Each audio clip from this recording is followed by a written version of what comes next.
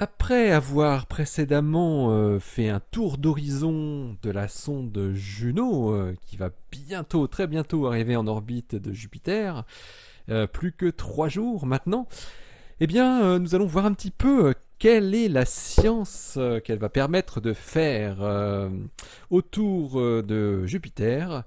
Et pour cela, nous allons toujours utiliser ce fabuleux logiciel EYES de la NASA qui décrit également donc les différents points scientifiques qu'étudiera donc la sonde Juno. Alors pour cela, nous allons faire donc euh, le le petit tour scientifique de la sonde.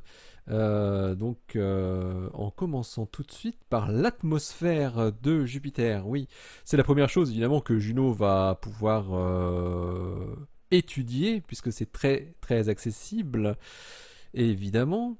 Et voilà à quoi va ressembler cette atmosphère de Jupiter. Il faut savoir qu'à l'inverse de la Terre, la grande masse de Jupiter lui a permis de conserver sa composition initiale, ce qui nous permet maintenant de remonter dans le passé du système solaire. Juno va donc surtout mesurer la quantité d'eau et d'ammoniac qui est présente dans l'atmosphère de la planète jovienne. Et donc elle va tenter de déterminer si Jupiter possède ou non un noyau solide, ce qui permettra de mieux comprendre son origine et donc avec elle donc les débuts du système solaire. Et pour la première fois, Juno devrait pouvoir déterminer la structure globale et les mouvements de l'atmosphère jovienne bien en dessous des nuages de surface qui sont visibles à grande distance. Et Juno cartographiera notamment la composition atmosphérique, donc la température, et ainsi que les structures nuageuses, jusqu'à une profondeur encore jamais atteinte. Elle utilisera pour cela donc deux principaux instruments, son radar, le Microwave Radiometer, et une caméra infrarouge nommée l'Infrared Camera. Alors après l'atmosphère, Juno va s'intéresser à l'intérieur de Jupiter.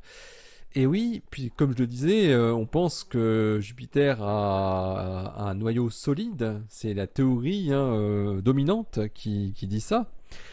Mais il y a beaucoup de détails qu'on connaît très mal de l'intérieur de Jupiter. Donc l'existence du noyau solide sera sondée grâce à deux types de mesures. Des mesures de gravité qui vont être simplement être effectuées en mesurant très précisément la position de la sonde, sa vitesse, son accélération par rapport à ce qu'elle devrait être et comment elle est modifiée par toute la masse et la densité qui est à l'intérieur de Jupiter. Et le deuxième, c'est avec le magnétomètre qui va permettre de mesurer les champs magnétiques, notamment générés par les couches internes de Jupiter, où ils sont plus ou moins forts selon l'endroit dans lequel où ils prennent naissance au niveau du noyau de la planète. Alors les champs magnétiques seront étudiés en tant que tels, pas uniquement pour en déduire la présence d'un noyau, mais vraiment pour le sonder complètement. Alors on voit ici à quoi ressemblent les champs, les lignes de champs magnétiques de Jupiter.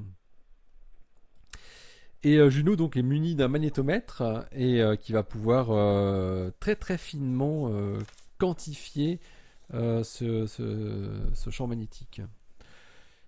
Alors la plupart des champs magnétiques planétaires peuvent être considérés comme des sortes de grosses dynamos ou des aimants dont l'axe est incliné par rapport à l'axe de rotation de la planète. Pour Jupiter par exemple, cet angle vaut environ 10 degrés. Et alors quand le vent solaire atteint le champ magnétique d'une planète comme ça, les particules chargées sont défléchies et s'enroulent autour des lignes de champ. La zone au sein de laquelle les particules sont influencées par les champs magnétiques est ce qu'on appelle la magnétosphère.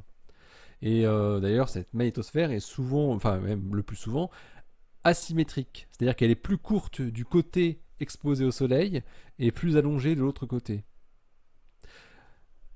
Et en plus, l'activité volcanique du satellite Io a pour effet, qu'on a vu, hein, qu'on a vu dans la vidéo précédente, Io, je vous l'ai montré, euh, il a pour effet en fait d'injecter de grandes quantités de particules chargées, des ions, qui vont former une sorte de tore autour de Jupiter.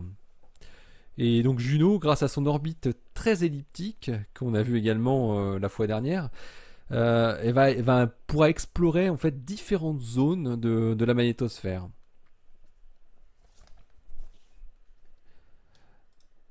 Alors un élément lié également au champ magnétique et aux particules chargées autour de Jupiter, ça va être les aurores évidemment que Juno va investiguer cette fois-ci avec l'instrument GIRAM, toujours en mesurant donc les flux de particules chargées qui produisent je vais enlever les champs magnétiques, je vais laisser les aurores, voilà. C'est mieux hein, sur les deux pôles. On a vu encore récemment des images d'aurore pas plus tard que hier faites par le télescope spatial Hubble. Et oui, parce qu'en fait, on arrive à les observer à distance, hein, ces aurores, puisqu'elles sont visibles en ultraviolet et dans le proche infrarouge également. Donc causées par l'interaction des particules chargées dans la haute atmosphère et donc qui impactent fortement les zones boréales et australes, oui.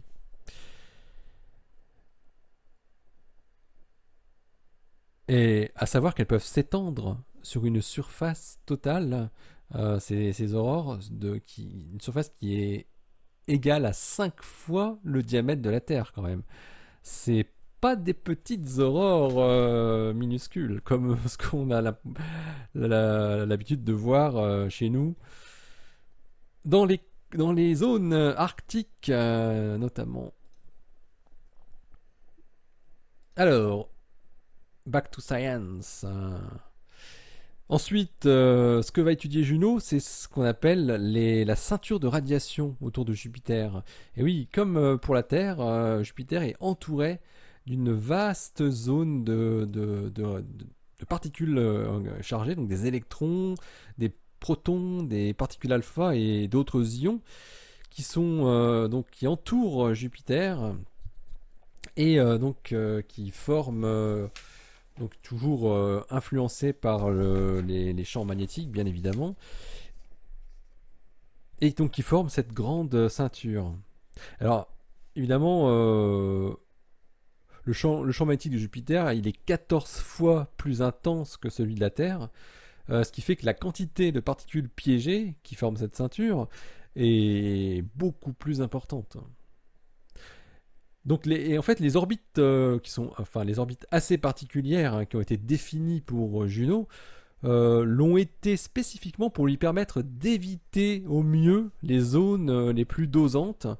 Oui, on se rappelle qu'elle fait des orbites polaires, donc elle essaye d'éviter en fait la ceinture tout en l'étudiant. Et oui, tout ça parce qu'en fait l'impact de tous ces rayonnements ionisants sur les électroniques est très mauvais et produit un vieillissement accéléré. En fait, c'est d'ailleurs pour ça que la mission de Juno ne durera que 2 ans et pas plus, parce que au bout de 2 ans, même si elle parvient à éviter au mieux cette ceinture de radiation, elle sera totalement grillée et devrait ne plus fonctionner nominalement.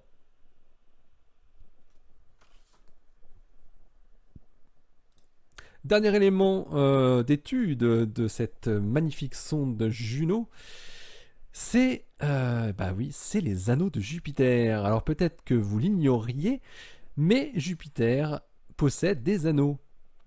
Et oui, comme Saturne, mais bon, beaucoup moins élégants que ceux de sa voisine lointaine. Évidemment, les anneaux de Jupiter sont beaucoup plus ténus, beaucoup plus fins, mais on parvient tout de même à les observer. Enfin, pas nous sur Terre avec des petits télescopes, mais lorsqu'on s'approche de Jupiter, on peut voir ces anneaux qui ont été découverts avec les premières sondes qui sont passées à côté de Jupiter dans les années 70. Et donc Juno va pouvoir les observer d'un petit peu plus près avec son instrument JADE. Alors ces anneaux en fait sont constitués de poussière qui proviennent d'ailleurs de certaines lunes de Jupiter. Et on peut les diviser en quatre zones en fait, hein. Il y a un anneau principal. Euh, euh, à l'intérieur, il y a ce qu'on appelle un tore interne, qu'on appelle le halo. Et puis à l'extérieur, il y a deux petits anneaux. Deux petits anneaux externes en fait, hein.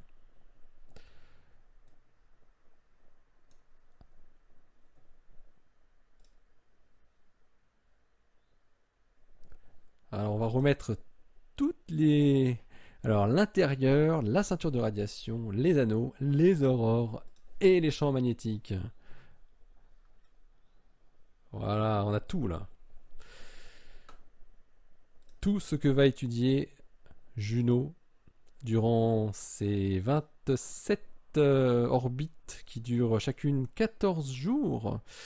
Et donc qui va l'emmener jusqu'à 2018, février 2018. Tiens, il y a un satellite ici. De qui s'agit-il? De qui s'agit-il? Je vous le donne en mille. Yo? Ouais, c'est le Yo. Ok.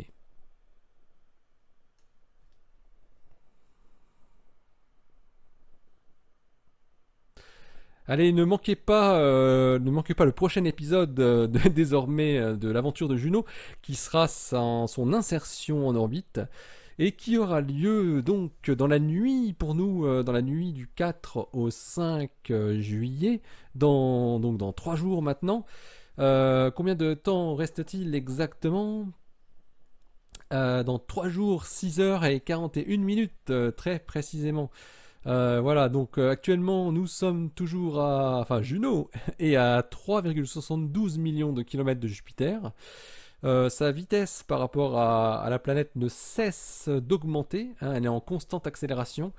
Elle est actuellement de 35 213 km par heure par rapport à Jupiter et 110 323 km heure par rapport à la Terre. Il faut savoir que lors de son arrivée, quand elle va contourner Jupiter, c'est là où elle aura sa vitesse maximale et elle va dépasser les 225 000 km par heure par rapport à la Terre. Et ça va en faire en fait l'objet construit par l'homme le plus rapide jamais construit. Voilà. Et puis après, elle va ralentir légèrement et puis elle ira un peu moins vite pour ses prochaines orbites. Allez, restez bien à l'écoute sur le www.ça-se-passe-là-haut.fr, le blog où l'univers de Jupiter se contemple indéfiniment. Vous retrouvez toutes ces émissions podcastiques et autres sur iTunes, oui, sur PodCloud, oui aussi, et bien sûr sur le blog, ça se passe là-haut, puisque c'est la maison mère, voilà. Allez, à très bientôt, portez-vous bien, restez bien les yeux au ciel et les pieds sur terre. Allez, bonne contemplation, bon ciel.